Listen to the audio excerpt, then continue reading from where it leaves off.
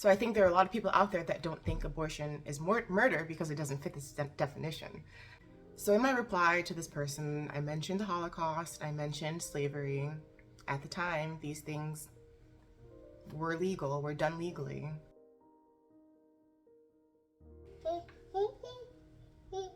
Hey guys, welcome to No Greater Joy.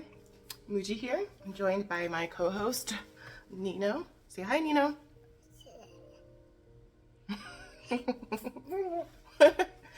So today we're going to be talking about the right to life. So it's fitting that Nino's here to join us for this conversation.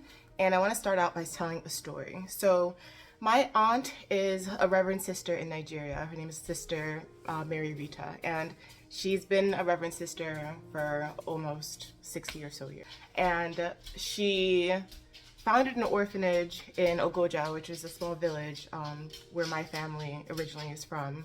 Divine Providence Home has been there for 15 years, and one night, a few days after Christmas, the orphanage had a knock on the door, and it was a woman that was in labor. She was in about 27 weeks gestation or so, and came to Divine Providence Home because she had heard that they never turned any child away, and she didn't want to keep her child. And Sister Rita agreed because they never turned any child away. Not long later, the woman went to Catholic Maternity Hospital across the street and shortly gave birth. Here's a photo of Emmanuel. He was so tiny. They really didn't think he was going to make it. I was afraid he wasn't going to make it. This past April, I went to Nigeria to see my family, to attend a wedding, and to visit Divine Providence Home for a site visit. Yeah, it was really beautiful. It was really beautiful to be there with them and to just see their joy. Nino and I went together. Here's a photo of our visit. And one of the caretakers brought me this baby. And I was really confused because I'm like, I know every child that's here. Like, who's this baby? Did you just take a new kid in? And Sister Rita's like, no, that's Emmanuel. I didn't even recognize him. And honestly, it's probably one of the most beautiful moments of my life. There was this baby that no one thought was going to live, that we were praying for. And I'm holding him, and he's chubby, and he just looks like he's just healthy. He's healthy. He's there, He's made it. He was given a chance to live, and he made it. And this is a photo of him now. Can you even believe that's the same? Oh my gosh. Thanks be to God. Thanks be to God. My first and most important job is being a mother to our 4 children, but in addition to that, I run a small nonprofit called the Okaja Foundation. My background is in nonprofit fundraising, and when Sister Rita came to me and said that the orphanage was at risk of closing its doors because they didn't have the money to keep it operational, I was pregnant with our daughter, our first child, and my husband and I decided that I would found the Okaja Foundation to help raise funds for them. So obviously with the overturning of Roe v. Wade, life is a huge discussion now, right? Mm-hmm. It is. And being a mother and my relationship with the children at Divine Providence Home has made me understand more than I ever did before that every child has a right to live. You have so many examples of the kids at the orphanage whose circumstances were less than ideal, right? So these kids all have different stories, their backgrounds and the reasons they're at the orphanage are all different. But because Divine Providence Home was there, and the parents knew and trusted that they were going to be taken care of, these kids all had an opportunity to live, and I am so proud of all of them. I mean, things happen to you, and you really could use them as an excuse to just wallow, to be unhappy, but these kids are just the most joyful people I've ever seen in my life. And Divine Providence Home pays for their education, and these kids are brilliant. I am seeing firsthand examples of kids that are like, thank you for letting me live. So earlier this week, I was on my Okaja Foundation Facebook page, and I follow Live Action. They posted a video of Lila Rose on Dr. Phil, which I'm sure most of you have seen by now. and you had someone in the comment section, I don't remember what they said verbatim, but something like, a baby is not a human like we are human. And so this started a discussion that later on I was like, maybe I shouldn't have been doing that on the foundation page. But the reality was it also just felt kind of appropriate that it was on the foundation, the Okaja Foundation page, because the work that we fundraise for Sister Rita's orphanage is just such an example of why it's important to be pro-life and why we need to advocate for every child's right to life.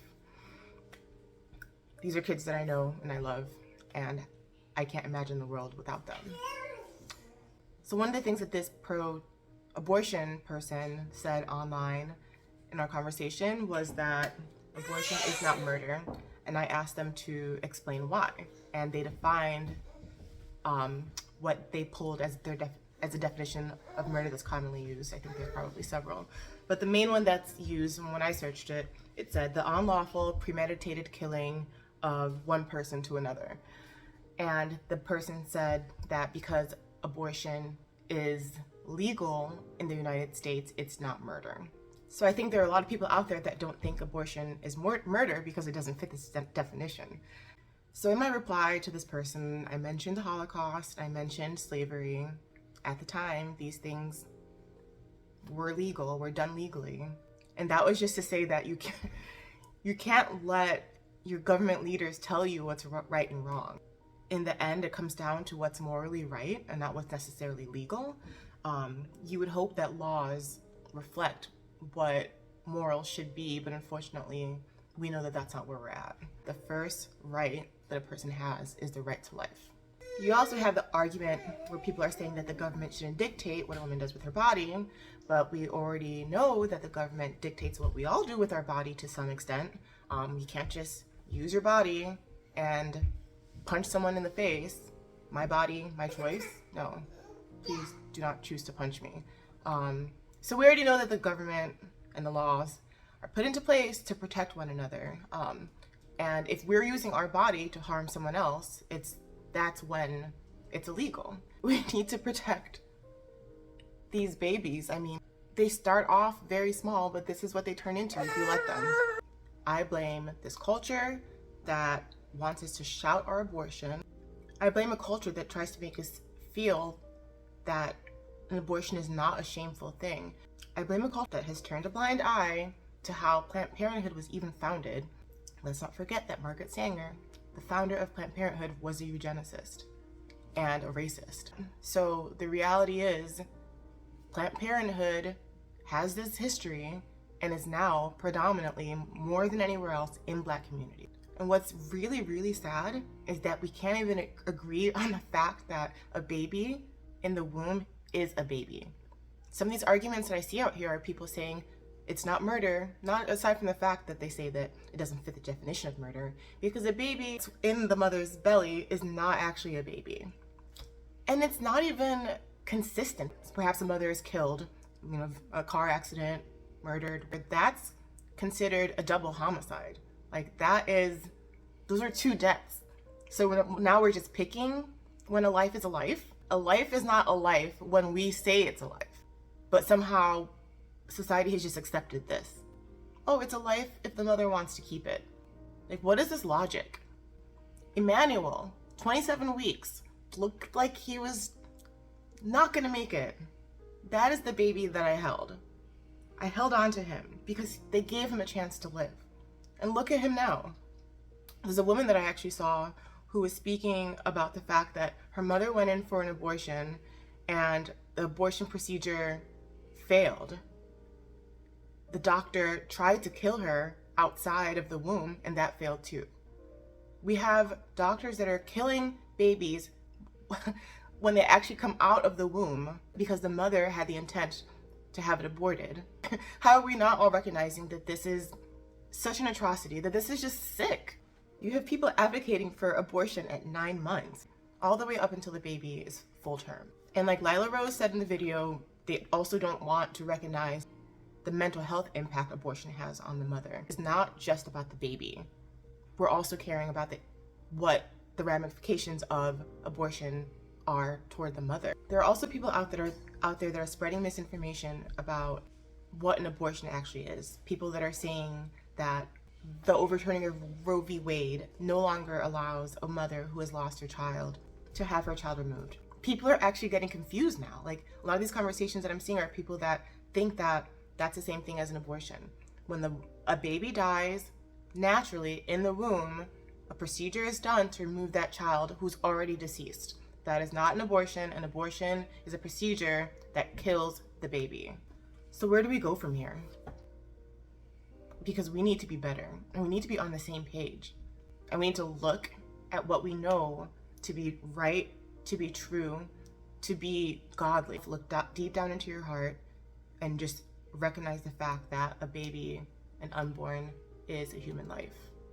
And let's also just pray that as we are advocating for life, that our country does more to help the mothers who've made the decision to bear their child by making adoption easier and less costly. I don't know why adoptions are so expensive.